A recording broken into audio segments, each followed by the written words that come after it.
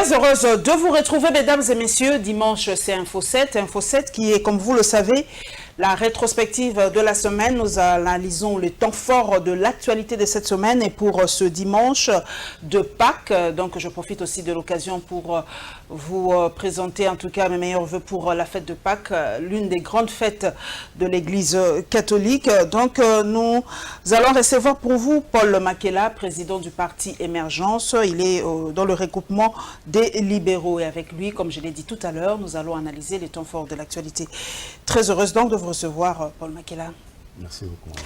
Vous parlez de l'émergence et on sait déjà que en Afrique, en RDC en particulier, on nous dit que nous serons un pays émergent. Je ne sais pas si c'est la même signification. Nous serons émergents d'ici 2025. On avait déjà commencé en 2025, on a repoussé à 2030, 2035. Pour vous, est-ce que l'émergence est vraiment possible vu comment nos dirigeants sont en train de, permettez la tautologie, de diriger l'Afrique? Est-ce que l'émergence est possible? La première des choses qu'il faut savoir, c'est que l'émergence est un processus. Okay. Donc, c'est partir d'un point A vers un point B et atteindre le summum, le point culminant où tout le monde devient visible. Parce que ce qui caractérise l'esprit de l'émergence, c'est des entités qui étaient inexistantes et qui prennent forme, qui surgissent et qui s'imposent dans la société ou dans l'espace où ils se meuvent. Alors, la différence entre... Donc, je pense que c'est possible si il y a la bonne gouvernance. Il y a la bonne gouvernance. Mais je crois que ça deviendra impossible si l'on pense que l'émergence d'un pays, c'est les infrastructures, c'est les équipements, et non pas les hommes. C'est pourquoi nous, dans le parti, le parti Émergence, nous disons qu'il ne peut pas y avoir d'émergence du Congo sans l'émergence de Congolais. Parce qu'il faut qu'on donne l'opportunité aux Congolais d'accéder aux droits fondamentaux, la santé de qualité, l'éducation de qualité et la scolarité, l'alimentation de qualité aussi. Donc, si les Congolais n'émergent pas, ils ne sortent pas la tête de l'eau, on ne peut pas parler d'une nation émergente parce qu'on aura une population qui est en déphasage. En déphasage avec tout ce qu'on peut lui donner comme bâtiment, comme infrastructure. Parce que pour que les infrastructures soient rentables, il faut que les hommes... Vous mettez l'homme dans le centre de... Nous plaçons l'homme au centre, au cœur de l'action. Nous pensons qu'il faut investir dans le Congolais pour que ce Congolais sorte la tête de l'eau et quand il émerge, alors le pays... Doit-on suivre le même processus? Vous avez parlé d'un processus. Doit-on suivre le même processus que les Occidentaux?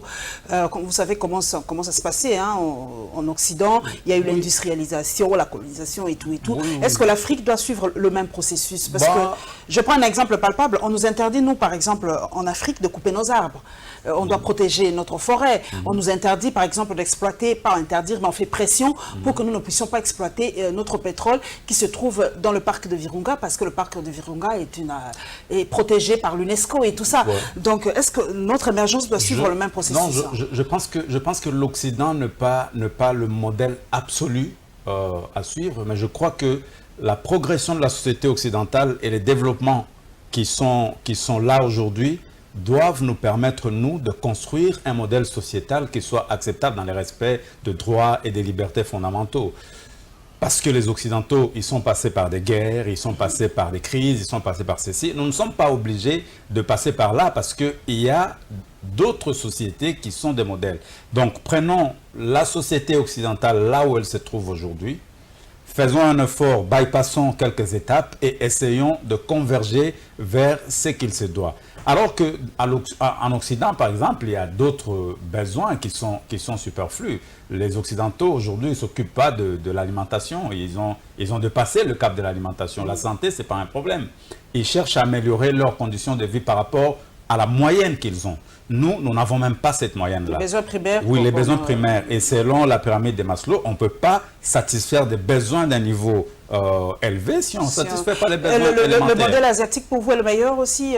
On a parlé des pays de 4 dragons et tout ça. Le modèle asiatique... Le modèle asiatique, je pense qu'il est le meilleur parce que les Asiatiques, ce qu'ils ont fait, c'est qu'ils ont donné beaucoup d'opportunités de travail à leur population. La population asiatique a travaillé sans relâche pour qu'ils atteignent les résultats qu'ils ont aujourd'hui. Le problème que nous avons au Congo, déjà qu'il n'y a pas de débouché, mais nous avons un problème dans notre mental collectif. Le Congolais n'est pas un travailleur. Il n'aime pas travailler. Le Congolais, il aime gagner, il aime jouir, mais il n'aime pas produire. Je suis entrepreneur, je sais de quoi je parle. Vous mettez une unité de production à la disposition de vos compatriotes, vous vous rendez compte qu'ils se disent que non, nous on est là pour... Ouais, est déjà là. Ouais, nous on est là pour gagner de l'argent, qu'on ait notre salaire, ben, que ça produise ou pas, c'est pas notre problème. Ils oublient que c'est la production qui fera que eux vivent mieux demain. Donc dans le mental de Congolais, on se dit ce qui appartient à la société ne m'appartient pas. Et pourtant, nous, à l'école, on a appris les civils. Moi, j'ai étudié ici, on nous a dit le respect de bien commun. Donc, le bien commun, c'est le bien de nous tous. Mais aujourd'hui, je crois que les Congolais ont démissionné de leurs responsabilités en tant que citoyens où ils doivent respecter, protéger, entretenir ce qui est commun. Ok, merci, merci Paul Makela. Nous allons prendre directement le premier sujet. Nous allons parler de la visite du président de la République à Béni. Vous le savez, le président est allé, en tout cas, s'enquérir de la situation à Kalehe. Vous savez, il y a eu 150 personnes qui sont portées disparues ou qui sont mortes, osons le dire sans mâcher les mots, après en tout cas le naufrage de leur bateau dans le lac Kivu. Le président est allé compatir avec eux. Il a offert quelques gilets et une somme d'argent pour chaque famille. En tout cas, c'est vrai que cela ne remplacera jamais la perte d'un être humain, mais cela démontre quand même l'empathie du président de la République par rapport à ces pertes-là. Donc, le tout premier dossier raciste, s'il vous plaît.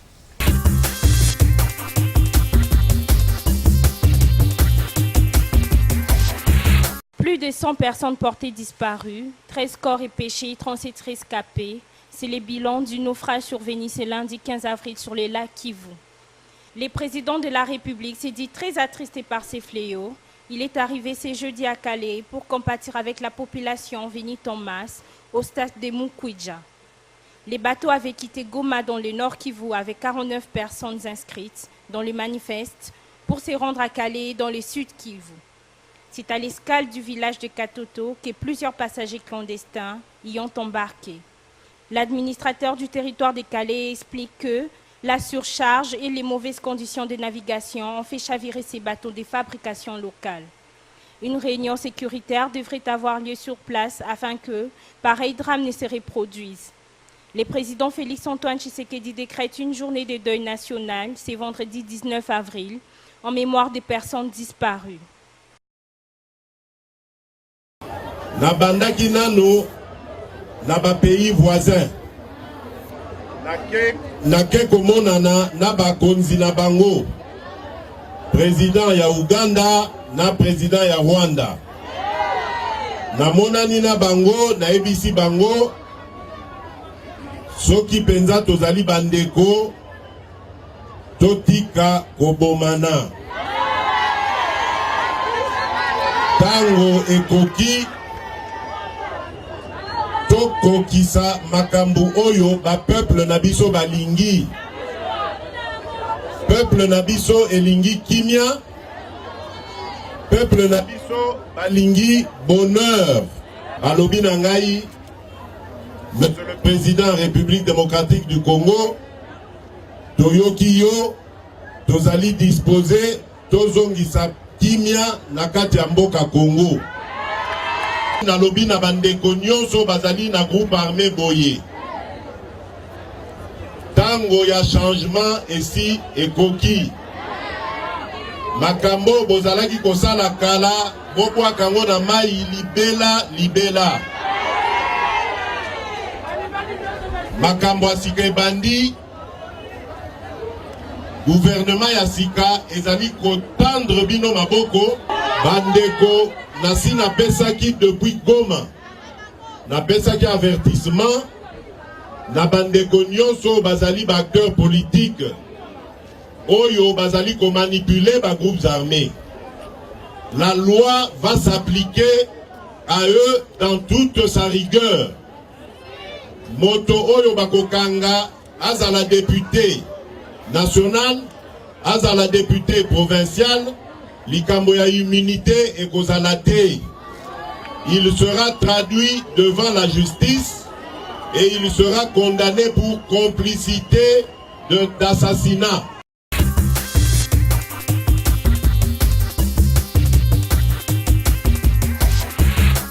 Paul Paul Makela, vous avez suivi les propos du président de la République qui s'adressait à la population de Béni.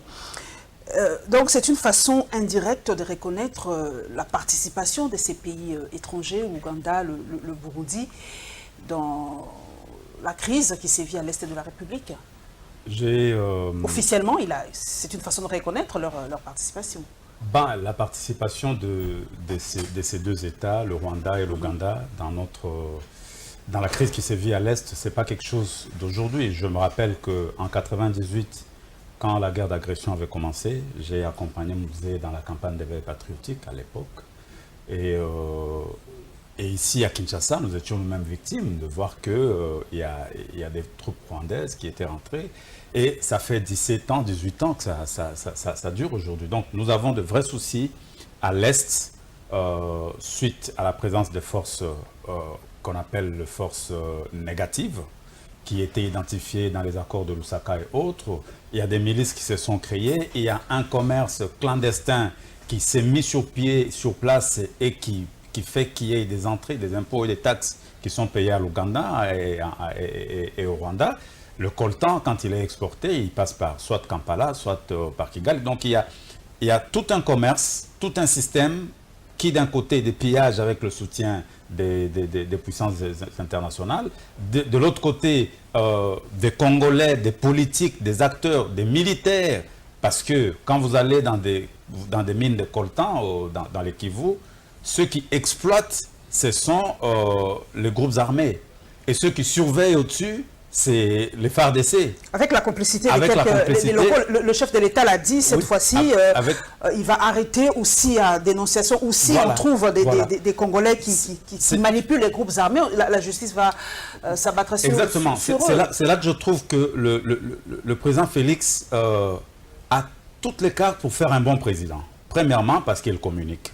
Il communique, c'est très important. Il est différent du TSE de Joseph Kabila. Bon, j'ai dit simplement... Le précédent ne communiquait pas. Le président Kabila ne communiquait pas. Ça peut être un problème caractériel ou pas, mais je ne sais pas. Mais je dis que le style Tshisekedi séduit de plus en plus parce qu'il communique. Deuxièmement, quand il pointe du doigt ce qui fait mal, parce que ce qui fait mal, c'est quoi? C'est l'impunité.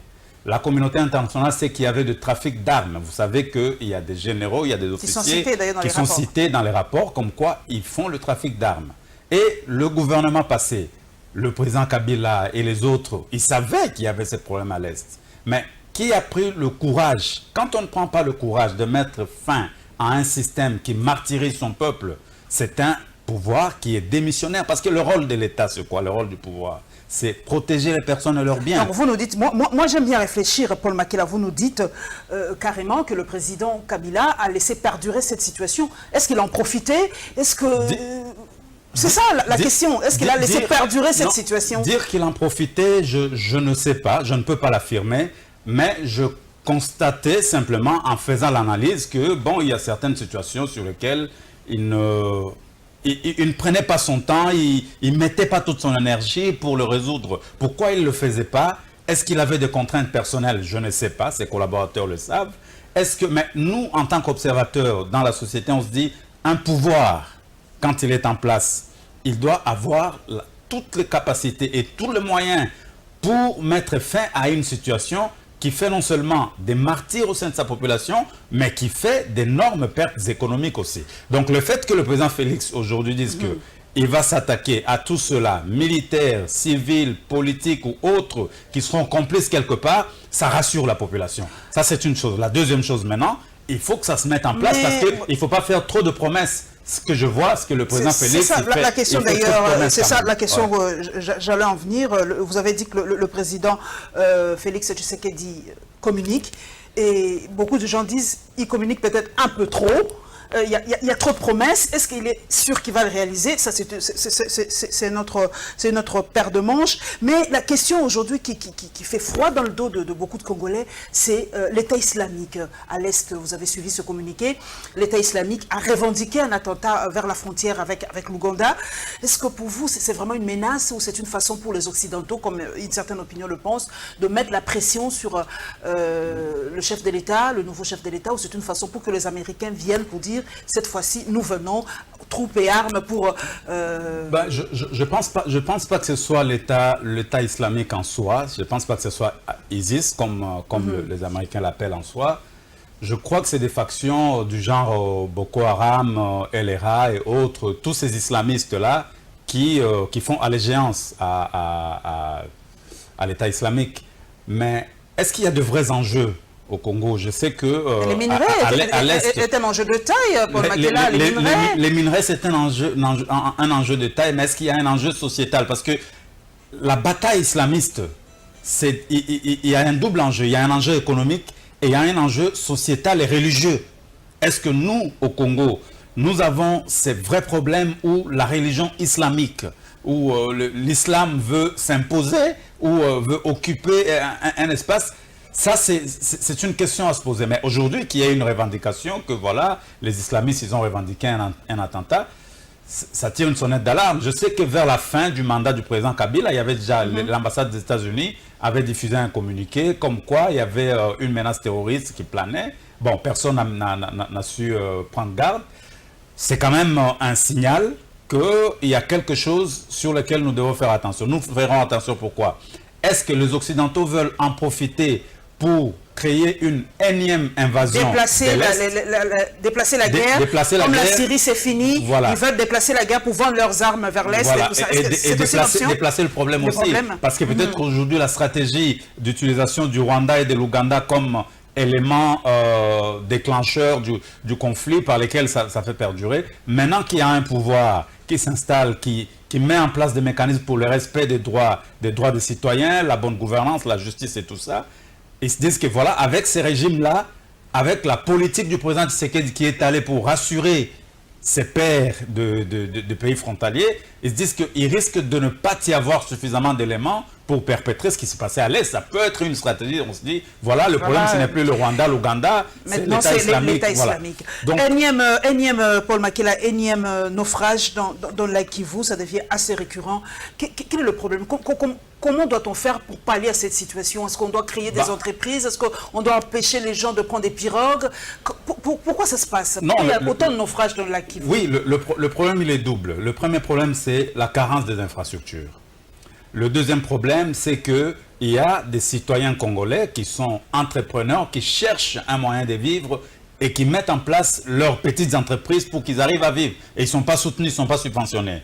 Le troisième problème, c'est la misère de la population. La population est obligée de prendre des embarquements de fortune pour arriver à se déplacer d'un point A vers un point B. Donc, je pense que, premièrement, l'État doit vraiment s'épancher sur de vrais problèmes pour qu'il y ait des infrastructures modernes qui permettent aux Congolais de se déplacer dans des conditions humaines. Parce que quand il y a des naufrages comme ça, c'est que les gens se déplacent quand même dans des conditions inhumaines. 150 personnes. 150 personnes à bord d'une embarcation. Et j'ai même vu des gens qui disent que voilà, ils partaient en Europe. Non, ce n'est pas en Europe. Les gens se déplacent à l'intérieur de leur pays. Ils sont dans leur pays, ils veulent aller d'un point A vers un point B, mais l'État n'a aucun dispositif. Et ça ne date pas d'aujourd'hui. Ça fait plus de 50 ans. Donc, la politique chez nous doit s'occuper des vrais problèmes de gens. Les vrais problèmes de gens, c'est leur donner la possibilité de se mouvoir, parce que la liberté de mouvement et de circulation, c'est un droit. Ces entreprises-là, ces entreprises qui construisent des petits navires et tout ça, il est temps que le chef de l'État, que le gouvernement se penche vers ces Congolais qui prennent des initiatives. Ceux qui prennent des initiatives doivent être encouragés et soutenus par l'État. Il faut qu'il y ait des grandes sociétés. D'ailleurs, le chef de l'État l'a souhaité. Il faut vraiment qu'il y ait des millionnaires. Il se battra pour qu'il y ait des millionnaires. C'est le deuxième condensé. Le président l'avait dit lors de son séjour à l'intérieur du pays, au Congo profond. Et il y a aussi des réactions politiques par rapport à ce souhait du chef de l'État qu'il y ait enfin des milliardaires, entre guillemets, en République démocratique du Congo. Racisme, deuxième condensé, s'il vous plaît.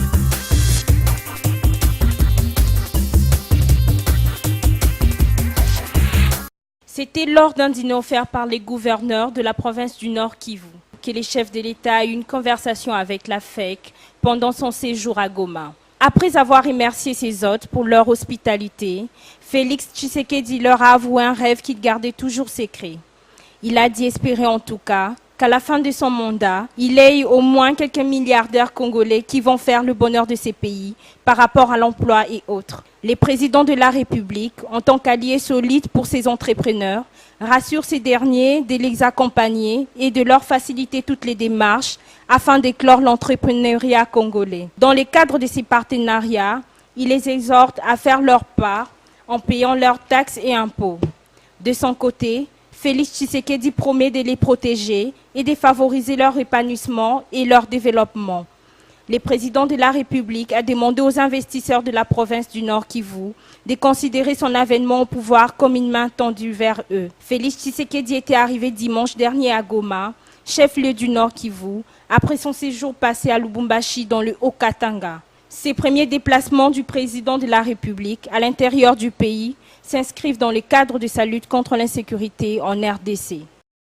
Pati Katanga explicite l'idée du chef de l'État, Félix Tshisekedi. Pour lui, les milliardaires congolais sont ceux qui vont travailler pour le pays en faisant des affaires et en créant des emplois. Il soutient que cela est possible. Mais cela est possible. Mais je pense que dans l'idée du chef de l'État, ce n'est pas de laisser des milliardaires qui vont se faire de milliards sur la rapine de l'État. Parce que le chef de l'État a vocation, et il l'a dit aux États-Unis, et il continue à le maintenir, de lutter contre la corruption. Donc, les milliardaires d'aujourd'hui, ceux-là sont des voleurs. Ceux-là ont eu des milliards sur la rapine de l'État. Mais les milliardaires dont parle le chef de l'État, ça veut dire que le Congo est un paradis. Et on peut venir y faire des affaires et gagner des milliards, c'est pas interdit. Le cash ne ménage aucun effort pour s'approprier de la vision du chef de l'État à combattre la corruption en République démocratique du Congo, a renchéri Pati Katanga.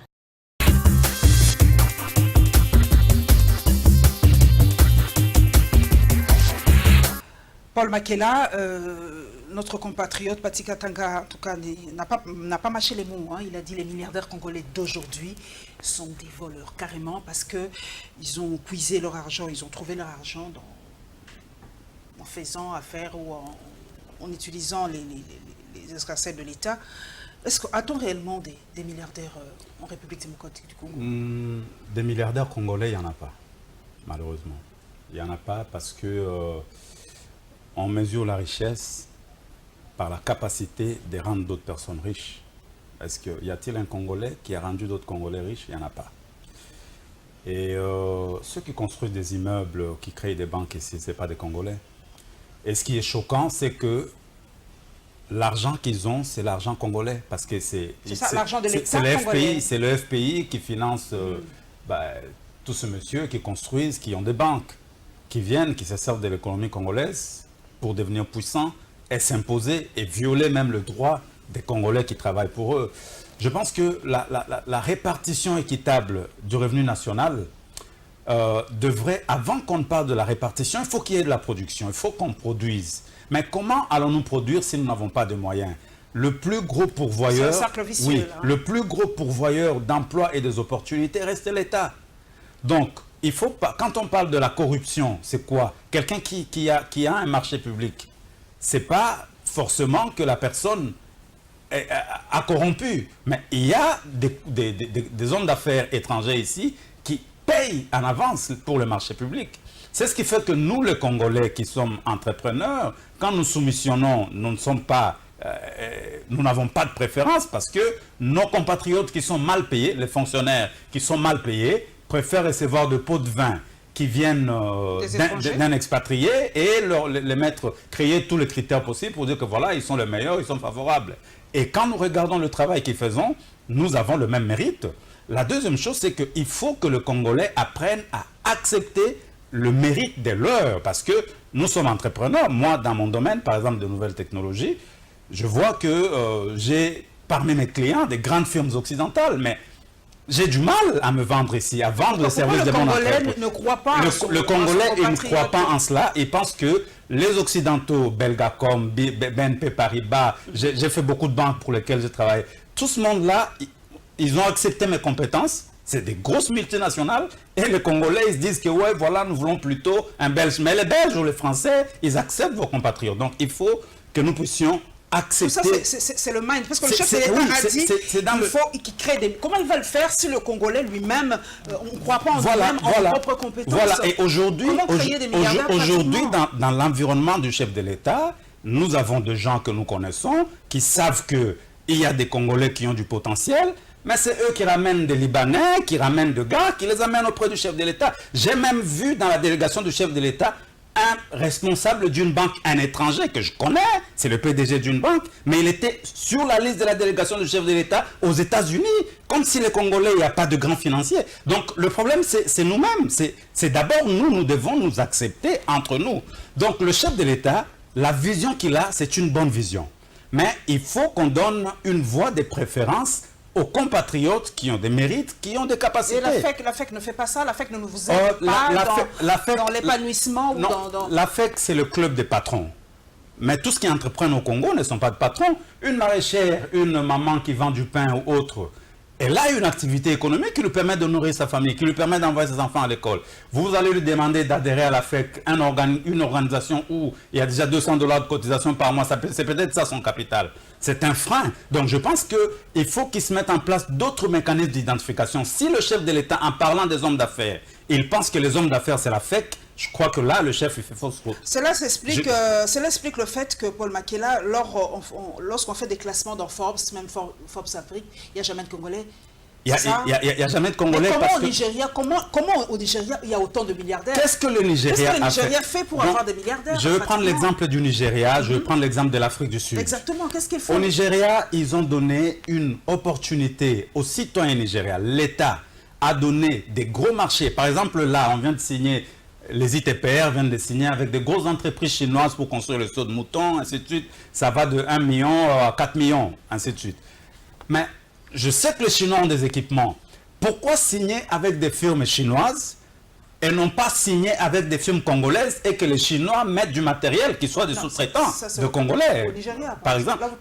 Oui. Au Nigeria, qu'est-ce qu'on a fait? Quand il y a des gros marchés publics, on donne la voie de préférence aux Congolais, aux Nigériens. On leur donne cette voie de préférence et les Occidentaux qui ont du matériel ou les étrangers qui ont des moyens, ils ont de la technicité, ils viennent derrière celui-là qui est le porteur de marché principal. Mais il y a eu des abus dans notre société, il y a eu des abus partout, même au Nigeria, même en Afrique du Sud, quand Mandela est sorti, ils ont parlé du Black Empowerment. Le Black Empowerment, que nous aussi, dans l'émergence, nous parlons de Congolese Empowerment, parce qu'on s'est dit, il faut qu'on donne la possibilité aux Congolais. Donc, quand il y a des grandes opportunités de l'État, que l'État donne pour reconstruire, parce que nous avons beaucoup de choses à faire, et c'est ce travail-là qui va faire que demain, que l'État puisse créer ses propres millionnaires, donner des opportunités qui valent des milliards à des entreprises congolaises, et que ces entreprises qui vont engager, parce que quand on prend des Chinois, ils ramènent quelle main d'œuvre? Ce sont des Chinois qui reviennent. Et les Congolais, nous avons des maçons, nous avons ceci. Ce sont des journaliers simplement. Ils ont des journaliers simplement qui sont... Donc ça, c'est des vrais problèmes. Bon, on parle de la loi sur la sous-traitance. Et le climat des affaires... Encore une fois, quand on parle... Le climat des affaires est bon aujourd'hui, qui peut permettre cette émergence des milliardaires? Le climat des affaires... Le climat des affaires, avec l'alternance, il faut qu'on y travaille encore. Il faut qu'on y travaille. Il y a encore à boire et à manger. Mais moi, je suis contre cet esprit. Quand on parle de la loi sur la sous-traitance, pourquoi est-ce qu'on doit reléguer toujours le Congolais au second plan? Pourquoi est-ce que nous devons être sous-traitants? Pourquoi est-ce que nous ne devons pas être des fournisseurs principaux et que les autres deviennent nos sous-traitants? Vous n'êtes pas sérieux aussi, on vous reproche ça aussi. Oui, mais dans toutes les sociétés, mais dans toutes les sociétés, il y a toujours des hommes sérieux, des moins sérieux. Et il y a eu la crise des subprimes aux États-Unis, c'est pas un Africain qui l'a fait, c'est un Américain. Donc il faut dire que dans toutes les sociétés, il y a toujours de bons et de mauvais. C'est pourquoi la loi doit se placer au-dessus de tous. Il faut que nous puissions avoir une gouvernance, une justice qui fonctionne sérieusement, véritablement, pour barrer la route à ceux-là qui peuvent essayer de mal faire leur travail. Si aujourd'hui, un entrepreneur congolais sait que si j'ai un marché et que je ne l'exécute pas, demain, j'aurai des problèmes. Ça, il faut mettre fin à l'impunité. Et il faut que tout le monde le sache, du haut de l'échelle jusqu'en bas, que quand on a accès à des fonds publics pour réaliser des ouvrages, qu'on n'arrive pas à le faire, on a un problème. Mais là, l'État a une difficulté. Parce que l'État n'est pas censé tout faire. L'État n'est pas censé tout connaître. L'État est censé coordonner. Donc, il faut qu'il y ait des entreprises qui ont vocation à faire de l'assistance à la maîtrise d'ouvrage. C'est des entreprises qui vont aider l'État à mieux exprimer ses besoins, des entreprises qui vont aider l'État à mieux contrôler, à mieux quantifier, à mieux mesurer. Donc, le projet au Congo, ils sont mal gérés. La télé, c'est les temps, mais courant, mais ces entreprises, peut-être il y en a. Il y a l'OVD, par exemple, qui font les travaux dernièrement. Il y a l'Office de transport, Paul Makila. Est-ce que c'est... Il n'y a pas de spécialiste pour avoir ces marchés-là? L'OVD, c'est une agence de l'État d'exécution. L'OVD ne peut pas faire, on ne peut pas être jugé parti. L'OVD exécute, l'OVD ne peut pas se juger. Il faut qu'il y ait des structures qui contrôlent. Par exemple, au niveau des infrastructures, il y a le BTC, Bureau technique de coordination. Mais dans d'autres domaines, dans les domaines technologiques, agricoles et autres, il faut qu'il y ait ce genre de structures qui aident l'État à vérifier que les fonds mis à disposition ont été exécutés à bon escient et que les ouvrages produits sont conséquents, corroborent avec le cahier de charge. Donc l'émergence, comme on dit, pour vraiment passer à autre chose, l'émergence, c'est le nom de votre parti aussi, avec cette vision du chef de l'État, s'il le met vraiment en pratique, l'émergence est vraiment possible d'ici 2030, 2025, 2030. Je crois qu'on aura les 5 premières années où ce sera des années où on pose les bases. Et puis si la gouvernance qui va venir avec la prochaine législature, si l'on continue dans la même lancée, qu'il n'y ait pas des individus qui s'enrichissent seuls, parce qu'il y en a eu, il y a des gens qui se sont enrichis. Et le malheur, c'est que personne n'a monté même une usine qui fabrique des aiguilles. Hein. Vous savez, vous connaissez tout le monde qui sont connus là, des politiques et autres. Posez-leur la question, qu'est-ce qu'ils ont investi? Ils ont construit des immeubles. Mais qui vont habiter ces appartements? La population n'a pas de moyens. Donc il faut créer, il faut donner du pouvoir d'achat à la population. On aura 5 années de flottement. La législature qui va suivre va nous permettre vraiment de prendre de l'allure. Ouais. Voilà, nous allons parler maintenant du soutien de l'UDPS au ticket gagnant. Nous prenons vraiment autre chose. Nous allons à l'Assemblée nationale. Le soutien de l'UDPS au ticket gagnant pour la tête de l'Assemblée nationale. Vous le savez, le ticket gagnant, c'est Janine Mabunda et Jean-Marc Kabound. Et l'UDPS soutient ce ticket-là et la réaction d'un cadre d'ensemble par rapport à la décision de Jean-Claude Ovemba. Vous le savez, Jean-Claude Ovemba a décidé de soutenir cette fois-ci le chef de l'État dans sa vision de la gestion de la chose publique. Et nous allons avoir aussi le soutien de la société civile par rapport au soutien des femmes par rapport à la candidature de Janine Mabunda, qui est aussi une femme. Donc, c'est une tautologie un peu. Donc, racisme, troisième élément, s'il vous plaît.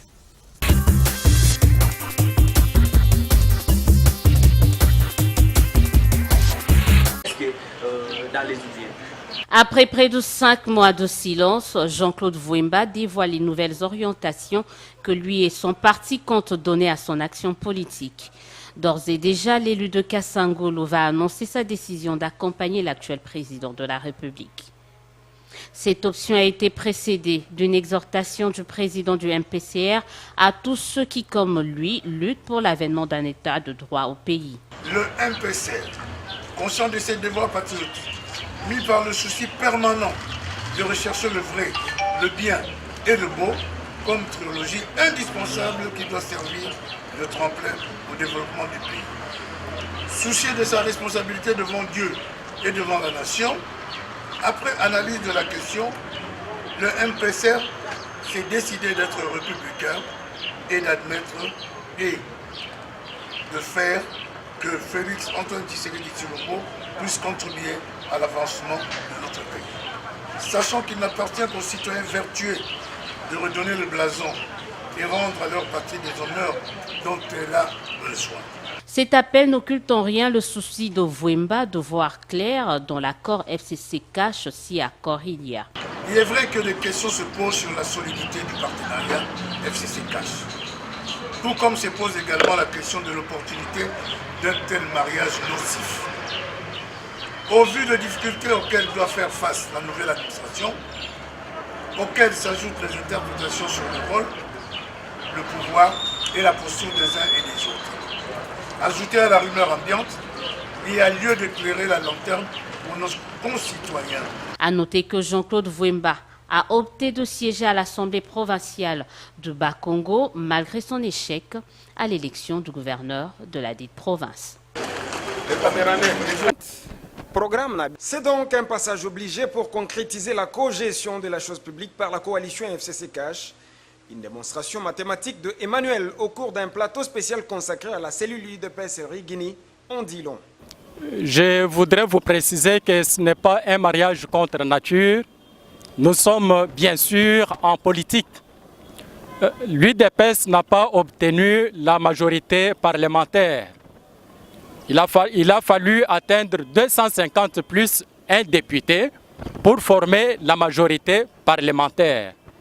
Alors, l'UDPS n'a pas atteint cette majorité.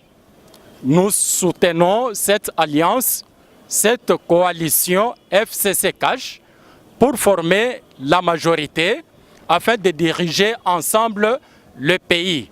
Mais ces militants de l'UDPS ne cachent pas leurs ambitions au sujet des élections du mardi à l'Assemblée nationale. Mami Kaseka se veut objective quant au ticket Mabunda Kabound. Le ticket Janine Mabunda, Jean-Marc Kabound, c'est un ticket gagnant. Et comme notre slogan est le peuple d'abord, pour arriver à faire ce que le peuple veut, il faut que le CASH et le FCC travaillent ensemble. D'où il y a Janine Mabunda, il y a Jean-Marc Kabound. A noter, la coalition FCC Cash aligne pour l'élection de mardi à l'Assemblée nationale Janine Mabunda, alors présidente nationale de la Ligue de femmes PPRD, et Jean-Marc Kabound à Kabound, respectivement au poste du président et premier vice-président. Des femmes, mais également des hommes ont pris d'assaut ce jeudi le Palais du Peuple. La plupart d'entre eux sont venus démontrer leur soutien à la candidature de Janine Mabunda au perchoir de l'Assemblée nationale. C'est le cas de la dynamique des femmes de la société civile. À en croire Cathy Kalanga, coordonnatrice de cette structure, il est question ici non seulement de saluer et d'encourager la candidature d'une femme, mais aussi et surtout de célébrer la compétence et l'expertise féminine qu'incarne Janine Mabunda. Je voudrais ici souligner que nous ne pouvons pas parler des femmes, mais j'aimerais qu'on tienne compte des compétences. Je crois que cette maman, elle représente quand même une crème d'intello des Congolais qui peuvent travailler pour reconstruire ces pays. Quel est le rôle de l'Assemblée nationale? Je crois qu'ils sont là pour légiférer les lois et ils sont là, ils ont été votés par la population. Et cette population a le droit de contrôler l'Assemblée nationale et elle va travailler avec la présidence de l'Assemblée nationale. Aussi, Cathy Kalanga réitère sa détermination et celle de sa structure à accompagner la Chambre basse dans l'accomplissement de sa tâche pour le bien-être de la population. À noter que c'est aux alentours de 17 h que Janine Mabunda, candidate du ticket FCC Cash à la tête de l'Assemblée nationale, a déposé officiellement sa candidature. L'élection, quant à elle, est prévue le mardi 23 avril prochain. Si elle est élue, Mabunda sera la première femme à occuper ce poste par voie élective.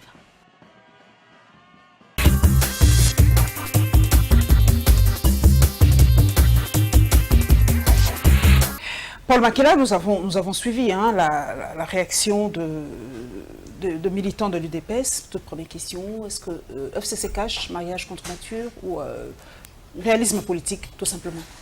C'est le réalisme politique. L'UDPS, le Cash, se retrouve avec la présidence de la République sans une majorité au Parlement. Donc ils ne pourront pas gouverner, ils ne pourront pas mener les réformes souhaitées, ils ne pourront pas mettre en œuvre la politique du chef de l'État s'ils n'ont pas cette majorité parlementaire. Mais le déséquilibre, c'est le triomphalisme du FCC. Je pense que dans cette relation-là, dans la façon dont ça devrait être géré, il faut qu'il y ait un peu plus de bon sens. Le bon sens, en des termes clairs, c'est que l'avènement de Félix Tshisekedi vient sauver un navire qui était en train de couler. Le navire du kabylisme coulait. Voilà, il y a une certaine opinion. Vous m'avez mis les mots dans la bouche. Il y a quand même une certaine opinion qui pense que Félix Tshisekedi a fait ressusciter ces gens-là qu'on croyait morts. Exactement. Et vous avez parlé du triomphalisme. Ouais. Ces gens qu'on croyait morts aujourd'hui qui parlent d'une certaine façon, avec une certaine condescendance, avec une certaine très hautain et tout ça, parce qu'ils disent que sans eux, Félix ne peut pas non, je pense pas que sans eux, mais ils avaient un candidat président de la République. Pourquoi leur candidat n'a pas été élu? Je crois que nous avons besoin de reconstruire, nous avons besoin de rebâtir sur de bonnes bases. Le FCC a mis en place une bonne stratégie pour assurer la retraite et l'immunité de tous ces cadres.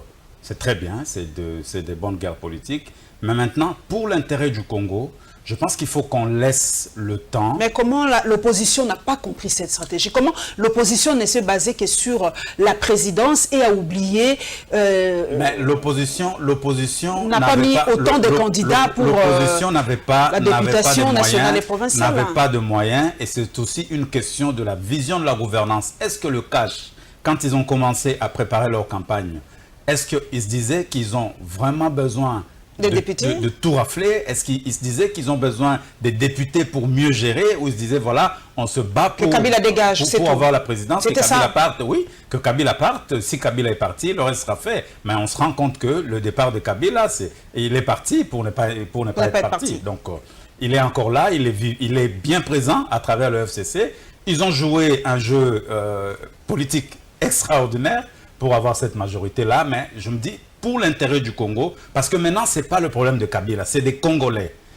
Les députés sont des Congolais. Ceux qui devront être des ministres, c'est des Congolais. Donc je pense qu'un peu de modestie ne fera pas de mal, parce que si aujourd'hui le FCC nous dit que l'État, j'ai suivi Lambert Mende dire, oui, le président Kabila a laissé le pays dans un état de gouvernabilité. Bon, je me pose des questions, ça me sort un peu de partout. Mais je me dis que pour l'amour du Congo, si ces Congolais-là, qui sont là, qui représentent le FCC, ils veulent assurer la paix sociale, ils veulent redonner la confiance au peuple, qu'ils fassent les choses autrement. Et le choix de Jeannine Mabunda, là, je félicite le président Kabila, parce que en tant qu'autorité morale du FCC, il a fait un choix judiciaire parce qu'il y avait des prétendants. Il y avait Aubin Minaru qui était prétendant, il y avait Bochab, ainsi de suite. Pourquoi est-ce qu'il a voulu donner Mais il y a des gens qui disent qu'elle n'est pas aussi, pardonnez l'expression, aussi sainte que ça, parce qu'il y a des casseroles dans le FPI et tout ça. Voilà. Elle a des casseroles dans le FPI, mais du point de vue de l'image, je pense que le fait de ne pas mettre en avant une personnalité problématique, douteuse, empiétrée dans des affaires connues, répandues, ainsi de suite, c'est une bonne stratégie. Le fait de mettre une femme aussi, ça change quelque chose. Donc, je me dis que si cette stratégie pourrait continuer, même si c'est un gant de fer, une main de fer dans un gant de velours, mais qu'on essaye d'atténuer un tout petit peu. Est-ce que nous les femmes, j'en suis une, est-ce que nous les femmes, comme il y a Jeannine Mabunda, j'ai lu son CV, un CV époustouflant. Il est éloquent. Est-ce que les femmes doivent ipso facto soutenir Jeannine Mabunda? Ah ben, elles ne sont pas obligées. Elles ne sont pas obligées. Je pense qu'il faut que les femmes dépassent le cap du féminisme, du sexisme, dire que parce que c'est une femme, c'est qu'elle est meilleure, ainsi de suite. Moi, j'aimerais voir demain de femmes qui passent et qui disent que c'est pas la bonne candidate qu'il y a, voilà son parcours, voilà les casseroles qu'elle traîne. Ça serait la démocratie, on est en pleine démocratie. Mais l'ascension, bon, et puis quand je regarde, je vois qu'il y a des mobilisations à l'extérieur, ainsi de suite. Je me dis, mais pourquoi c'est folklore? C'est pas les citoyens lambda qui vont voter, c'est les députés, s'il faut qu'il y ait campagne. Qu'est-ce que le fait de chanter et danser devant le palais du peuple va faire pour influencer un électeur dans la salle? Je pense que dans notre façon de faire la politique, il faut qu'on dépasse aussi, il y a trop de folklore. Vous avez mis l'accent sur l'amour du Congo. Est-ce que vous comprenez donc le revirement de Jean-Claude Vemba? Lui veut soutenir le chef de l'État parce qu'il a dit l'alternance est déjà là. Il quitte son groupe politique pour soutenir le chef de l'État. Donc lui, il a mis l'amour du Congo avant. Mais une certaine opinion, j'y reviens parce que moi, j'ai les deux sons de cloche qui disent que non. Azola da place Maezotiola. Est-ce que c'est ça le vagabondage politique des hommes, des politiques congolais? Non, je pense que Jean-Claude Vemba a été réaliste, comme moi je le suis aussi. Hein. Je suis un acteur réaliste. Et on se dit qu'à un moment de sa lutte, il faut savoir ce que l'on veut. On s'est battu. Pourquoi? On s'est battu pour qu'il y ait une alternance. Maintenant qu'il y a alternance et qu'il y a des gages, parce qu'il y a des signaux très forts que le président Tshisekedi donne et qui séduisent tous les acteurs politiques qui veulent vraiment qu'il y ait du changement, on se dit, voilà, on va prêter main forte. Parce que là, nous sentons qu'il y a une vraie volonté. Maintenant, Jean-Claude Vemba dans Ensemble ou dans la Mouka, quelle était la bataille? Est-ce que c'était la bataille pour qu'il y ait un homme comme président de la République ou la bataille pour qu'un système change. Est-ce que pour vous, le système a changé? Et puis moi, je me dis qu'un Mvwemba, bon, moi, je l'ai rencontré à Bruxelles plusieurs fois. Bon, on a été à Genval ensemble, ainsi de suite. Je me dis qu'il est dans la continuité d'une lutte qu'il avait menée, que nous avions menée avec Tshisekedi Père, avec le président Félix Tshisekedi, pour l'avènement d'un état de droit. Quand vous vous êtes battu pour une chose que vous le voyez pointer à l'horizon, pourquoi ne pas Vous avez parlé de système, Paul Makila. Moi, j'aime bien rebondir sur les propos de mes invités. Vous avez parlé du système. Quand on voit l'Algérie, Bouteflika est parti, mais les gens sont toujours dans la rue et disent « il est parti, mais le système est là ». La question est claire. Kabila est parti. Pour vous, est-ce que le système Kabila est parti? Le système résiste. Le système résiste et comme en Algérie, je pense que nous devons maintenir la pression. La pression sur ces acteurs. Bien sûr, la Constitution est là, le gouvernement devra être composé de partis ou de tendances qui sont, de regroupements qui sont présents au Parlement. Mais je crois que le chef de l'État doit se laisser une marge pour avoir aussi des acteurs politiques qui ne sont pas de cash, qui ne sont pas dans du FCC, mais qui ont de valeur. Parce que est-ce qu'il a cette marge-là? Le chef de sa gouvernance, ça sera quoi? Est-ce qu'il a cette marge-là? Est-ce qu'il a cette marge-là? C'est ça la question. Si ce n'est pas le président de la République qui le fait, le président Kabila, qui est autorité morale du FCC, il doit se dire, je dois aller pêcher en dehors de mon aquarium. Parce que le système qui s'est mis en place, c'est un système de prédation. Mais ils ont juré fidélité. Vous avez vu à Kingakati, ces gens-là signer, jurer presque fidélité au chef de l'État. Ils ont juré fidélité au chef de l'État. Est-ce qu'il va le mettre à l'écart? Oui, mais est-ce que le fait qu'il jure fidélité, ça veut dire que lui, le président Kabila, qui a manifesté sa volonté de changement, parce que le fait d'organiser les élections, d'accepter qu'il y ait cette alternance, il a manifesté une volonté que les choses changent au pays. Je pense qu'au plus profond de lui, il veut que ça change. Et s'il veut que ça change, il faut que des lieutenants changent. Donc, je crois qu'il a la largesse de sortir de son aquarium, d'aller pêcher en dehors des eaux de l'aquarium et de trouver des Congolais qui ont des valeurs. Le président Kabila avait dit, si j'ai 15 Congolais, 15 bons Congolais, je ferai... entre-temps, il n'a pas trouvé ces 15 bons Congolais.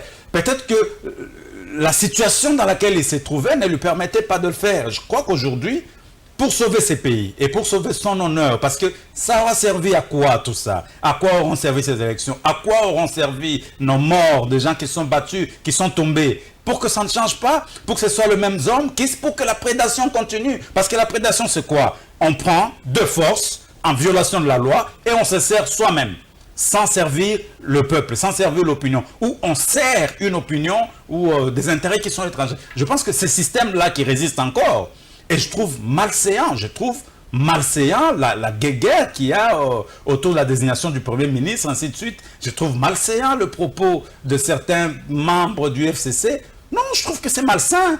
Il faut qu'on redonne de la morale à notre politique, qu'on donne un autre visage. Donc le Premier ministre doit être quelqu'un qui est en dehors du marigot. Je pense que ça doit être quelqu'un qui est en dehors du marigot. Où est-ce qu'on trouvera cette perle rare? Parce que c'est eux qui font le système. Mais maintenant, ça coince. La Constitution dit que le président de la République nomme le Premier ministre issu de la majorité. Maintenant, la majorité, c'est FCC Cash. Donc le président de la République a l'attitude de choisir un Premier ministre qui vient de Cash. Est-ce que l'HCC l'acceptera?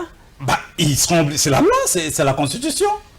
Ça fera de bonnes guerres, mais il n'y aura pas de violation de la Constitution. Qu'est-ce que nous plaçons au-dessus? Nous plaçons au-dessus. Parce que quelqu'un m'a dit que c'est aussi une possibilité. Le président peut nommer un Premier ministre provenant de Cash. Le président peut me nommer Premier ministre. Il faut s'éclairer les gens, peut-être j'ai devant moi. On ne sait jamais. J'ai peut-être devant moi le futur Premier ministre, mais ne m'oublie pas, c'est toujours ça. On ne sait jamais. Façon de parler, il faut dire que ça peut être quelqu'un qui n'est pas du bord politique de manière structurée. Et puis je me dis une chose, si le Cash veut sauver vraiment ces régimes, ils veulent se donner la chance de réussir, il faut qu'il laisse la latitude au chef de l'État de faire un choix judicieux. Un choix qui ne sera pas tribalo-ethnique, un choix qui ne sera pas partisan par rapport à son parti. Ici, nous avons besoin des hommes capables qui peuvent mener cette bataille, parce que c'est une véritable bataille. Et le président Kabila, le président honoraire, doit aussi, de son côté, calmer ses troupes. Il faut qu'ils se calment, là. On voit que c'est des chiens enragés ou quoi. Bon, je suis désolé, mais Il faut qu'ils se calment. Aujourd'hui, ce sont les tractations, donc chacun va se faire voir du chef de l'État. Oui, ils ont géré, qui regardent la population. Regardez toutes les revendications qui ont surgi dès que le président Félix était nommé. Ça veut dire qu'il y a un mal profond qui était caché. La parole était ravie, les gens étaient muselés. Une fois qu'on leur dit que vous pouvez vous exprimer, vous avez vu des manifestations, 40 mois d'impayés à la SONAS, ainsi de suite, tout ça. Ça veut dire qu'il y a un malaise profond au sein de la société. Ben, regardons-nous en face et prenons de bonnes décisions. Nous restons toujours presque dans ce dossier-là du chef de l'État par rapport à ses propos. Le chef de l'État a parlé il y a quelques jours de déboulonnement et cela a suscité en tout cas une chaîne de réactions. Et parmi ces réactions, nous allons suivre cette fois-ci la réaction de Martin Fayoulou par rapport à ses propos et une dépôt de plainte par rapport dans une affaire qui relie le FPI. Rassis, s'il vous plaît.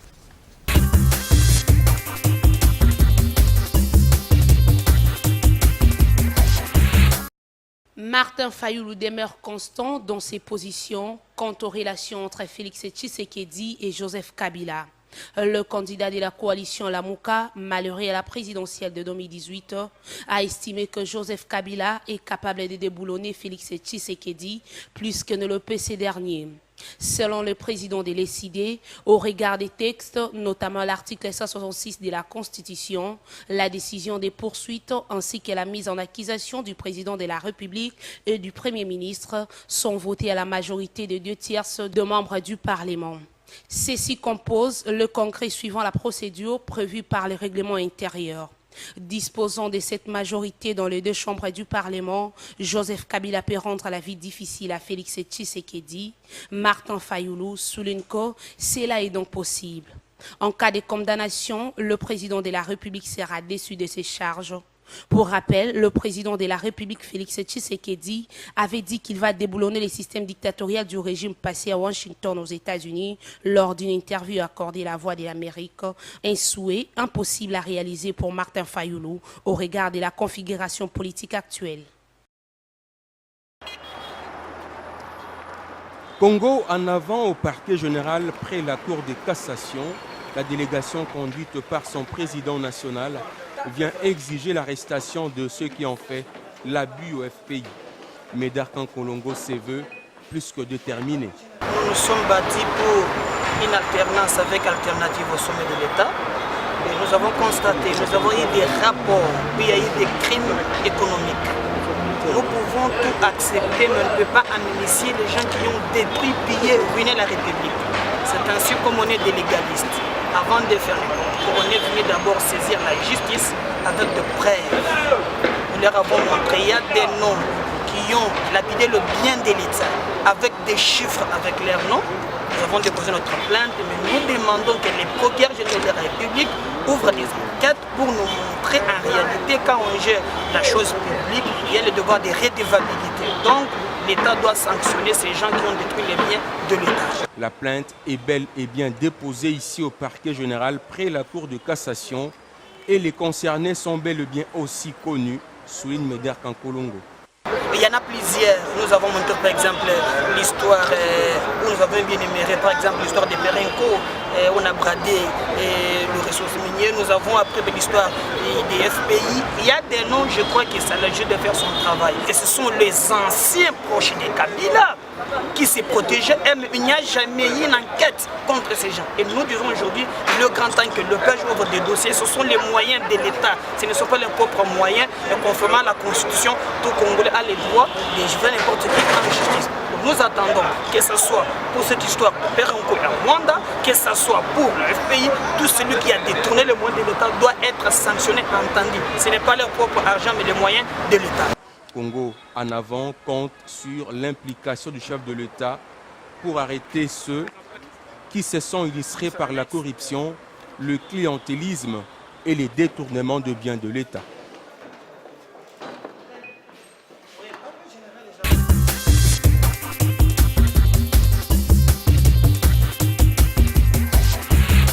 Paul Makela, nous avons suivi les propos de ma femme, Martin Fayoulou, par rapport au déboulonnage. Le chef de l'État l'a dit quand il était aux États-Unis, qu'il va déboulonner le système. Il a quand même essayé d'expliquer après qu'il n'est parlait pas de Joseph Kabila en soi, ni des personnes, mais d'un système. Mais Martin Fayulu lui rétorque qu'il a dit qu'il en est presque incapable, vu la configuration politique actuelle. Donc, c'est plutôt Joseph Kabila qui est capable de le déboulonner. Vrai ou faux? Je pense que Martin Fayulu, dans ses combats, je pense que la vraie bataille, elle est perdue. Donc, quand la vraie bataille est perdue, on cherche des moyens pour s'accrocher, mais ça tient pas. Donc, je pense que maintenant, il faut qu'ils se mettent à l'évidence et qu'ils se disent que voilà, il y a un président de la République, je veux être opposant, que je fasse mon travail d'opposant. Là, il fait son travail d'opposant, selon vous, ou il est toujours dans sa quête mythique de vérité des urnes? Là, bah, c'est à lui de répondre. Mais en réfléchissant froidement, est-il capable de déboulonner les présidents de la République actuelle? L'ancien est-il capable de déboulonner le président actuel? D'abord, quand on parle du déboulonnage, c'est que c'est quelque chose qui est ancré, qui a été serré, vissé et bien en place. Donc, il faut une certaine force, il faut de l'énergie pour sortir ce qui est déjà ancré.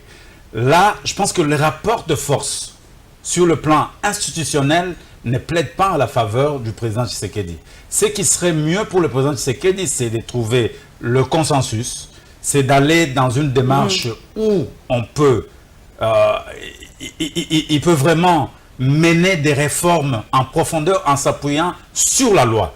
S'il fait sienne le respect de la loi dans ces pays, la lutte contre l'impunité, c'est cette lutte-là qui va faire que cet ancien système d'impunité, de détournement, de népotisme, de gabegie financière qui a rongé notre société et qui est encore en place aujourd'hui. Mais Martin Fayulu nous pousse quand même à réfléchir. C'est vrai, il nous pousse à réfléchir. Il a dit, si Joseph Kabila fait jouer l'article 166 avec la mise en place ou l'accord de 2/3 du Parlement, c'est vrai. On peut faire l'impeachment au chef de l'État. Donc, il nous met la puce à l'oreille et les gens doivent réfléchir, pas seulement dire que comme il a perdu les élections, il est haineux, il est grécheux et tout ça. Donc, il nous donne matière à réfléchir.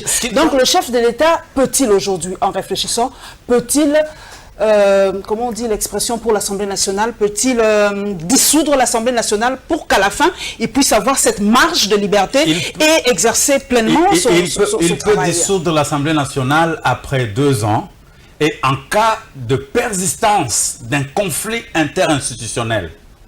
Donc il faut qu'il y ait un conflit qui persiste et qui donne au chef de l'État la matière pour qu'il puisse dissoudre l'Assemblée nationale.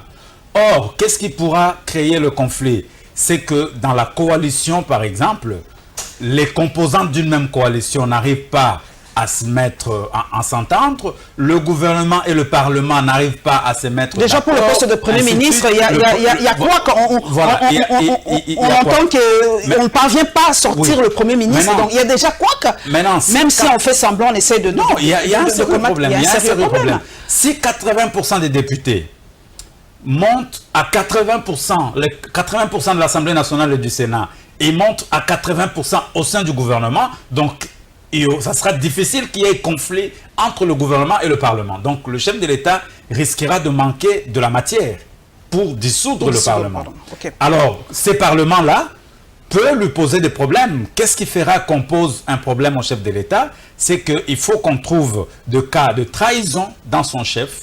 Il faut qu'on trouve des cas de mégestion flagrante. Donc le chef de l'État marche sur les œufs. Il doit éviter de son côté personnel, dans les engagements qu'il prend, il doit éviter qu'il marche en dehors de textes législatifs pour ne pas donner matière aux autres de mener une action. Maintenant, quand on dit que c'est quand Fayulu, moi ce que j'aime pas dans l'intervention de Fayulu, c'est qu'il personnalise le débat. Quand il dit que c'est le président Kabila qui a la capacité de déboulonner le président Tshisekedi, premièrement, le président Tshisekedi, il n'est pas sujet de déboulonnement parce qu'il n'est pas ancrément assis. Donc, le président Tshisekedi est sur un siège éjectable aujourd'hui, du point de vue institutionnel, parce qu'il n'a pas la majorité parlementaire.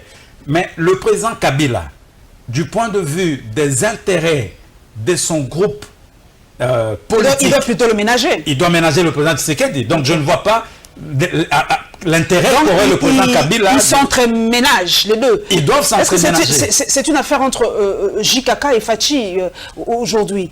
Ils se protègent entre eux. JKK se protège et il protège Fati protège JKK.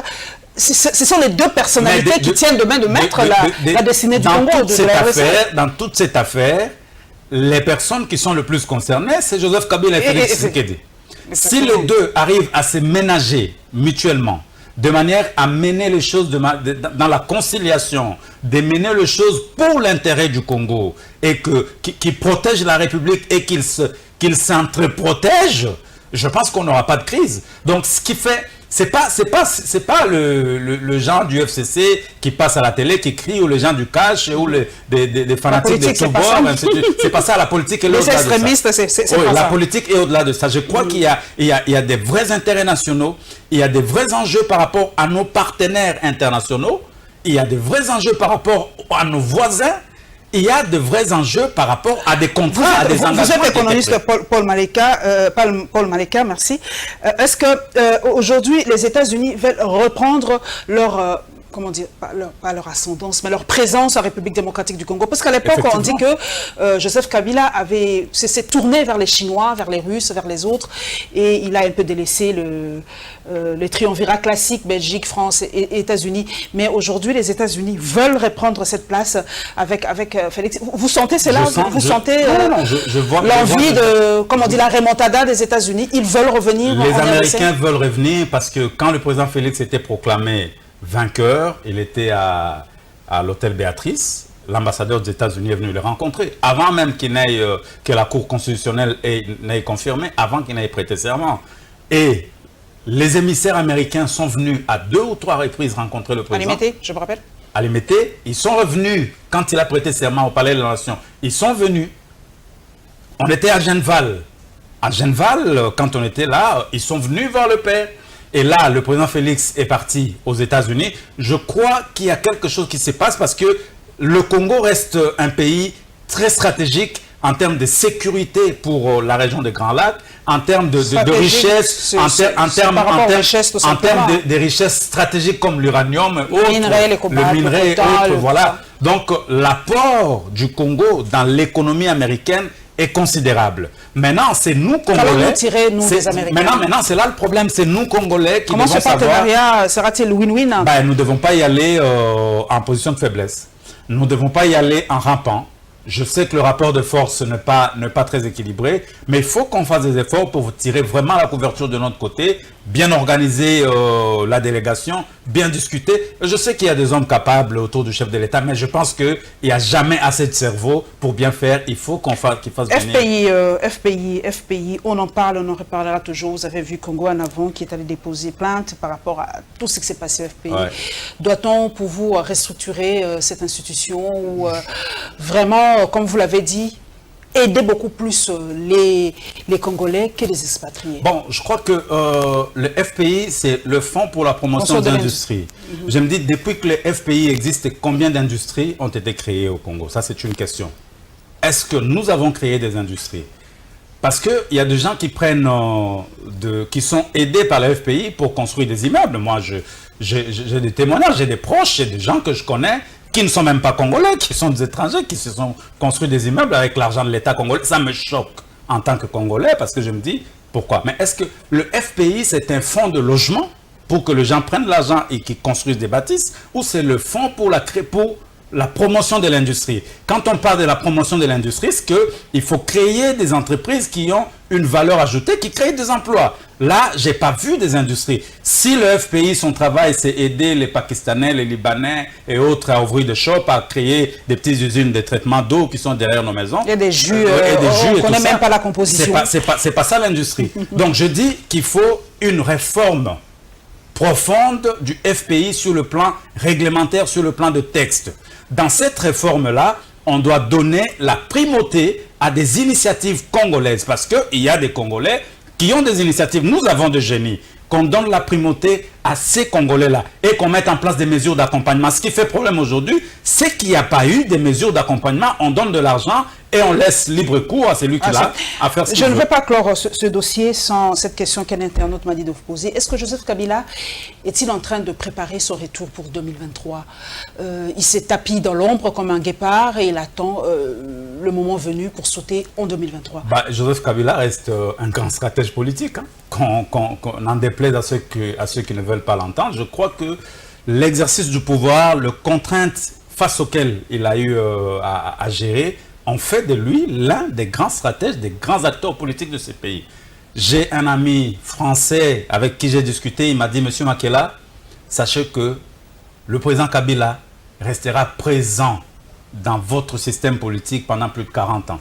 Donc, ceux qui pensent que Kabila est parti, qui se disent que ça reste un animal politique qui peut rebondir à tout moment. Serait-ce en 2023, serait-ce en 2030, mais je le déconseillerais de revenir beaucoup plus tôt, qu'il laisse un peu le temps, que les choses se fassent autrement. Comme il a dit, il a besoin de voir comment les autres vont gérer et qu'il apprenne, qu'il comprenne ça j'ai pas fait, ça j'ai pas fait. Peut-être que quand les autres auront géré et que peut-être que quand moi j'aurai géré aussi, il pourra revenir. Il faut laisser la chance à tout le monde. Nous allons aux élections au Sankourou. Vous le savez, cette partie de la République aussi est une partie assez compliquée par rapport aux élections. Il y a eu report. Notre rédaction a réfléchi par rapport à ce report aux élections de Sankourou et Lambert Mende, qui est le candidat pour le gouvernorat de cette province, a réagi. Assis, s'il vous plaît.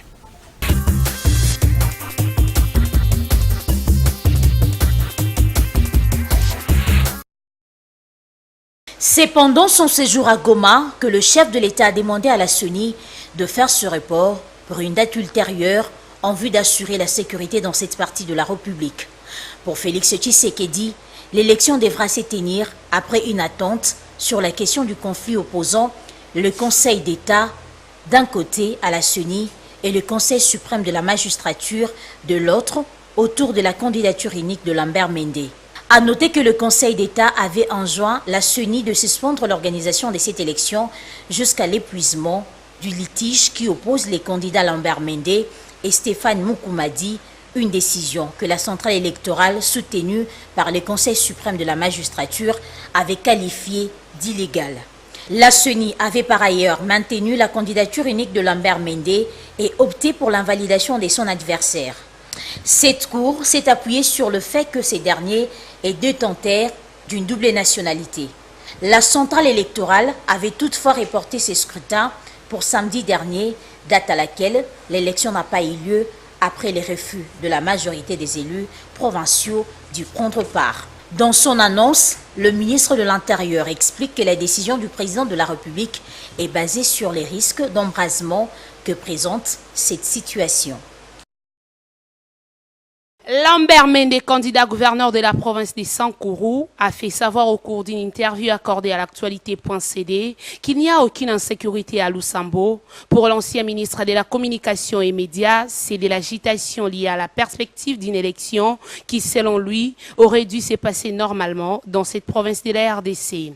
C'est plutôt certains proches de son adversaire, Stéphane Mukamadi, déclarés inéligibles à cause de sa double nationalité, qui font croire aux autorités de Kinshasa qu'il y a une insécurité dans la ville de Lusambo. Quant à l'illégalité de sa candidature, Lambert Mende précise que la candidature unique n'a jamais été illégale. Cependant, le ministre intérimaire de l'Intérieur et Sécurité, Basile Olongo, avait déclaré lors d'une interview que son prédécesseur, Henri Mova Sakani, avait déclaré au terme d'une mission de travail à Lusambo, dans la province de Sankourou, que la candidature de Lambert Mende au poste de gouverneur posait un problème dans cette province. Ici est de noter que le chef de l'État avait pris ce dimanche 14 avril la décision de repousser cette élection du gouverneur à une date ultérieure en attendant une attente juridique et sociale.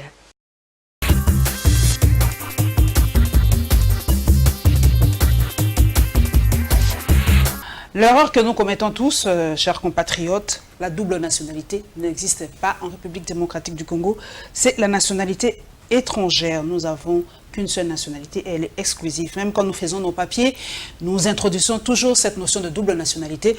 Cela n'existe pas en RDC. Donc le candidat ou le challenger de Lambert Mende est étranger, tout simplement. Pour vous, est-ce que Mende n'en fait-il pas un peu trop par rapport à cette décision du Conseil d'État de réhabiliter son challenger et tout ça?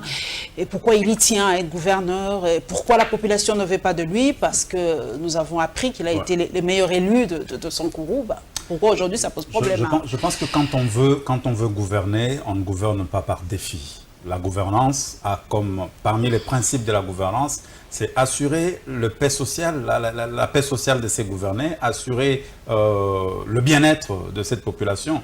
Mais déjà, avant qu'il ne soit élu, bon, quoi qu'ayant été le meilleur élu sur papier, comme ça a été proclamé par la CENI, mais il y a un antagonisme entre le score de Mende des députés et le refus de la population d'avoir Mende comme gouverneur. Peut-être que cette population veut qu'il reste à Kinshasa comme député national plutôt que comme gouverneur. On ne sait pas. Moi, je me dis, quand il y a une résistance comme celle-là, pourquoi ne pas jeter l'éponge? Pourquoi ne pas abandonner? S'il aime vraiment cette province et qu'il sent qu'il y a des tensions, parce que quand le ministre Mova est allé sur place, le chef de l'État l'a dépêché en mission, il y a eu mort d'homme à cause de cette candidature de Mende. Il y a déjà des problèmes sécuritaires. Lui, il dit qu'il n'y a pas, c'est la manipulation. Non, mais le ministre de l'Intérieur, Mova, qui est FCC comme lui, l'avait attesté à son retour de mission qu'il y a eu de troubles, il y a eu de problèmes de sécurité et il y a eu mort d'homme. Donc, moi, en tant que politique, si je prends le sens de la responsabilité, parce que faire de la politique, c'est pas seulement être en position de domination, mais c'est aussi une responsabilité parce que ça engage la vie de ses concitoyens. Alors, si pour la vie de mes concitoyens, mon opinion ou ma position pose un problème, je préfère me retirer. Ça, c'est mon avis. Et je pense que ça aurait dû être celui de Lambert Mende aussi. Maintenant, le Conseil d'État, en tant qu'organe suprême de la loi, parce que le Conseil supérieur de la magistrature, c'est pas un organe de la loi. En soi, oui. C'est pas un organe. C'est un organe, quelque chose de consultatif, qui n'a pas de décision judiciaire. L'organe qui a pris la décision judiciaire de réhabiliter le candidat, le candidat, l'adversaire de le challenger de Lambert Mende, je crois qu'ils ont examiné tous les éléments de droit qui étaient en leur possession. Il n'est pas étranger, en fait. Oui, je pense qu'une institution de ce niveau-là n'a pas de complaisance. Ils ont examiné tous les éléments de droit. Maintenant, est-ce que la CENI est au-dessus de la justice? Est-ce que la loi électorale est au-dessus du droit? Je ne pense pas. Je ne pense pas. Mais maintenant, la CENI s'est dit indépendante et tout ça. La CENI, elle est indépendante, mais elle œuvre dans un pays qui a des lois et qui a des règlements. La loi électorale a été votée à l'Assemblée nationale, mais la loi électorale n'est pas au-dessus de la Constitution. Exactement. Donc, je pense que nous allons, mesdames et messieurs, nous intéressons tout doucement à l'avant-dernier dossier de ce dimanche. C'est le point de presse de nos GEC. Constant Moutamba a tenu un point de presse cette semaine et lui, il a dit qu'il va parler de la vérité des élections. Il tiendra son meeting incessamment et la sortie officielle de l'ASBL, dynamique de jeunes du Sud Kivu. Voilà.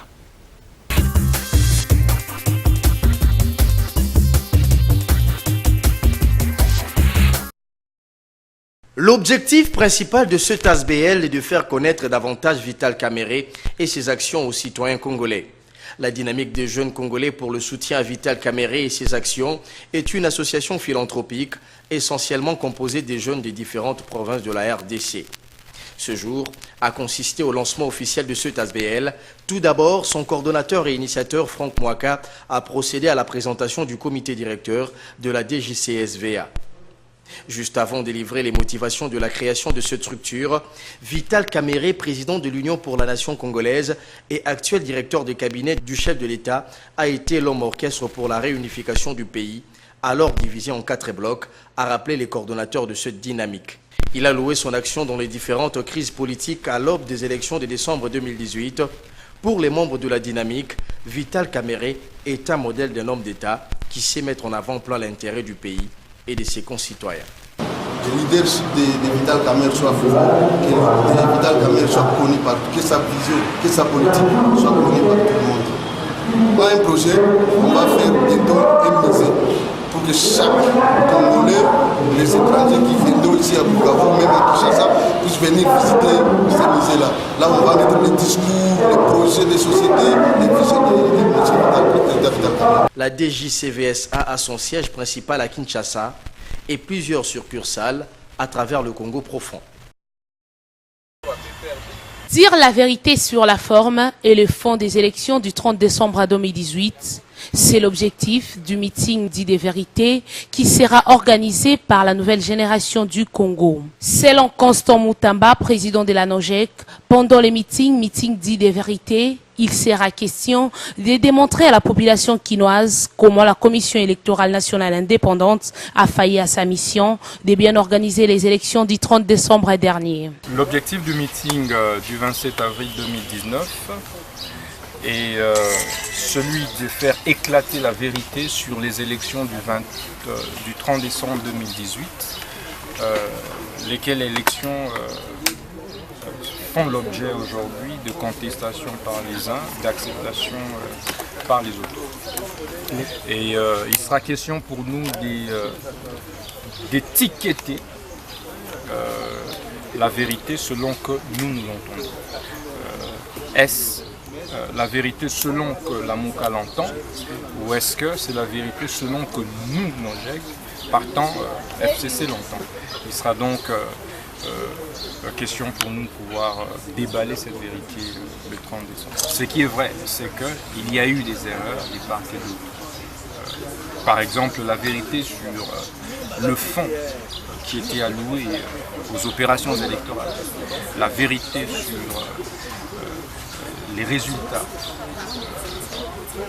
de ces élections, la vérité sur un certain nombre de choses qui certainement avaient ou n'avaient pas marché.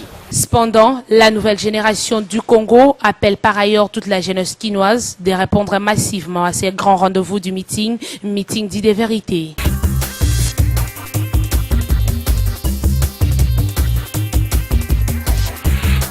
Paul Makela, vous avez suivi Constant Mutamba, la vérité des élections, sa vérité par rapport aux élections. Est-ce que le temps n'est pas déjà passé pour qu'on reparle tout le temps des élections? Est-ce peut-être une façon d'aider cette population pour se préparer pour 2023? Je ne sais pas trop. Non, je pense qu'en politique, il faut savoir saisir les opportunités, passer outre. Il faut s'adapter avec l'actualité. En politique, on ne fait pas marche arrière tout le temps. Donc, je crois qu'on a évolué.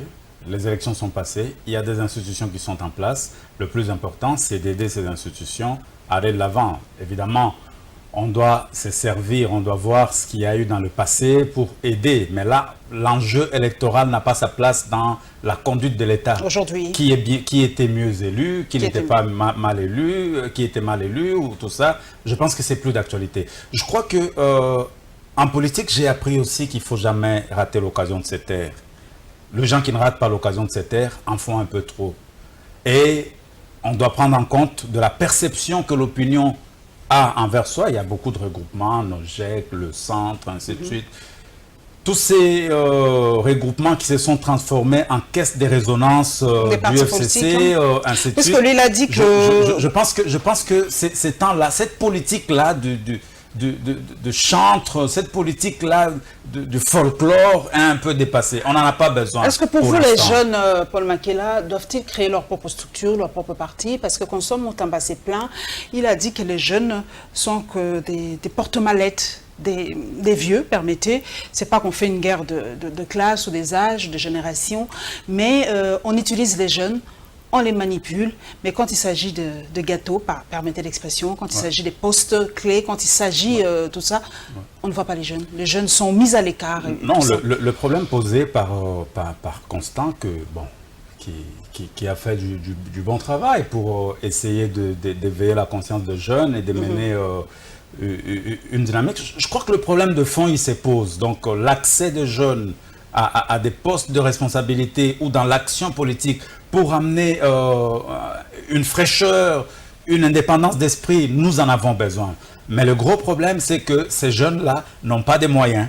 Et quand ils veulent avoir des moyens, ils pensent que c'est en politique qu'il faut avoir des moyens. Voilà pourquoi, quand il y a des responsables des regroupements comme Nogec ou autres, dès qu'il y a un peu de moyens qui sont mis à leur disposition, pour d'ailleurs leur permettre de réaliser le rêve que leur regroupement batte campagne. Par exemple, moi j'étais au centre, quand il y a des moyens pour que les gens battent campagne, ces moyens sont subtilisés, ils sont utilisés autrement. Ça veut dire que le vrai problème, c'est pas la place des jeunes, le vrai problème, c'est d'abord que ces jeunes-là doivent exister sur le plan économique, parce qu'on ne fait pas de la politique si on n'a pas de moyens. Et la main qui donne, c'est toujours la main qui dirige. Alors, quand ils vont vers le même vieux pour que ces vieux leur donnent de l'argent pour qu'ils puissent exister, évidemment, ils doivent répondre au dictat de ces vieux. Alors, le conseil que je vais donner à tous ces mouvements, à toutes ces organisations-là, je leur dis, cherchons l'argent. Et dès que nous avons, cherchons l'argent autrement. Ne cherchons pas l'argent par des combines politiciennes de bas niveau. Ne cherchons pas l'argent en mettant de côté les valeurs que nous prenons le jour et que la nuit nous nous réunions en tant que personnages jusqu'à créer des conflits avec des partenaires et autres. C'est pas ça. C'est quand on veut faire de la politique, on doit être responsable et cohérent. Coucou à toi, éditeur d'Impact News, a posé cette question. Qui est jeune, en fait? Ça commence quand, ça se termine quand? Parce qu'il a lancé une pique, il a dit quelqu'un qui a 51 ans s'est dit président de la Ligue des jeunes. Alors, qui est jeune et qui ne l'est pas? Ça commence où, ça se termine quand? Moi, parce que moi, je sais déjà que côté jeune, j'ai déjà bypassé l'âge, hein, je suis plus jeune. Non, mais qui est jeune, en fait? Madame. Moi, j'assume mon âge. Moi, j'ai 48 ans, donc je ne suis plus jeune. Ouais, mais c'est pas ça. Le problème, c'est pas l'âge. C'est quoi? J'ai eu des cours de civisme. Dans les cours de civisme, on nous disait, le jeune, c'est de 0 à 77 ans. Ça, c'est trop facile. De 0 à 77 ans. Mais je pense que la jeunesse, c'est par rapport à l'état d'esprit. Si dans sa tête, on reste jeune, on se dit, je peux apporter quelque chose de nouveau. La jeunesse, c'est par rapport à l'innovation. Parce qu'il y a des personnages qui ont été aux affaires, qui ont fait des choses qui n'ont pas donné de résultats. Ils ne savent plus innover, ils sont plus jeunes dans leur esprit. Ici, quand on parle de jeunes, je ne vois pas l'âge, je ne vois pas les trentenaires, le quarantenaire ou autre. Mais je dis, ceux qui peuvent insuffler un vent nouveau, ceux qui peuvent caractérisés par l'innovation dans la manière de faire, la manière de concevoir, la manière de gérer, qui vont apporter quelque chose de nouveau, ça c'est des jeunes. Alors là, qu'on ne catalogue pas le genre par rapport à l'âge, évidemment. Il y a des personnalités qui s'accrochent au pouvoir, qui ont 30 ans d'exercice. Exactement, ils sont plus jeunes, ils n'ont plus rien apporté. Ils ont tout fait, ils ont tout tenté, ils ont tout essayé. Peut-être que toutes leurs recettes n'ont pas marché, mais il faut savoir quitter les choses. Donc, avant que les choses ne vous quittent. Exactement. Nous allons parler de cette dynamique, mais parlons d'abord de la personnalité de Vital Kamerhe. C'est vrai que de temps en temps, focalisons-nous aussi sur les personnes, parce que les personnes, moi je l'ai dit, ce sont les personnes qui font l'histoire et ce sont les personnes qui font les systèmes. Ouais. VK est-il aujourd'hui le faiseur de roi? Faiseur de roi, je ne sais pas. Mais j'ai beaucoup d'estime pour Vital. J'ai beaucoup d'estime pour Vital. C'est un intellectuel brillant. Et chaque fois qu'il m'arrive de parler de lui, j'ai un réel plaisir de parler de cet homme que je connais, que j'ai fréquenté, avec qui nous avons travaillé dans le cadre de la commission préparatoire du dialogue intercongolais. Nous avons été en mission à Lusaka, à Gaborone, et nous avons failli faire un crash à notre retour d'Addis Abeba. On était dans la composante gouvernement. Parmi les hommes brillants qu'il y a au Congo, je pense que Vital en fait partie. Dans des travaux de commission où nous étions, la plume de Vital, c'est l'une des meilleures plumes pour l'élaboration, pour la stratégie. Ça reste un animal politique. Ça reste un homme qui sait... Et pour certains députés, l'un des meilleurs chairman de l'Assemblée nationale. Oui, il sait lire les signes de temps, il sait comprendre quand est-ce qu'il faut qu'il agisse ou quand est-ce qu'il faut qu'il s'efface. Qu'il soit en retrait. Qu'il soit en retrait. Ce qu'il a fait avec Cash, c'est énorme que Vital se dise que voilà, je veux me mettre en retrait, je veux soutenir la candidature de Félix Tshisekedi, parce qu'il a lu les éléments, il a regardé et dit, il y a des éléments qui ne plaident pas en ma faveur. Je n'ai pas l'Ouest avec moi, je n'ai pas le centre avec moi, j'ai l'Est avec moi. Félix a l'Ouest, moi j'ai l'Est. Mais l'aura de Félix Tshisekedi, à cause de lui d'épais ses grands partis, dit, je me mets derrière, et ça fait de lui un grand homme. Est-ce qu'il est faiseur de roi? Est-ce que c'est lui qui a fait Joseph Kabila? Je ne pense pas. Il a aidé Kabila. Jeune Afrique l'a affirmé. Et ça lui a causé beaucoup de problèmes à l'époque. Il a aidé Joseph Kabila à asseoir son pouvoir. Directeur de campagne de Joseph Kabila. Tout comme nous aussi, moi aussi, j'ai aidé le président Joseph Kabila. Au tout début, on a négocié la paix, ainsi de suite. Chacun a apporté sa pierre pour aider le président Kabila à asseoir son pouvoir. Aujourd'hui, le président Félix qui est là, est-ce qu'on dira que c'est Vital qui a fait de Félix président? Félix, il a hérité d'une machine politique conçue par son père, il a hérité de l'aura de son père, et le concours de circonstances ont fait qu'il soit dans plusieurs négociations qui reprennent un leadership qui était mourant. Si Félix n'avait pas repris le DPS allait éclater. Donc, Vital, c'est l'homme qui se place au meilleur endroit, au meilleur moment. Merci Maurice, 1 minute. Prochain président peut-être de la RDC, Vital Kamerhe? Il se positionne pour être le prochain successeur de... On ne sait jamais, selon les accords CAS, c'est 5 ans pour Félix, 5 ans pour Vital. Est-ce que ça sera respecté? Si c'est respecté, ça sera un très beau jeu démocratique. Merci Paul Makela, merci d'être passé à la barre. L'expression est consacrée. Il est président de son parti, l'Émergence, parti qui fait partie la beauté de la langue française, du regroupement des libéraux. Merci à vous, chers téléspectateurs et téléspectatrices, pour votre fidélité à cette émission. Merci à tous mes followers sur les réseaux sociaux. Mais en tout cas, je réitère encore, meilleure fête de Pâques. Et voilà, nous nous retrouverons, mesdames et messieurs, avec le même plaisir, le dimanche prochain. Inch'Allah.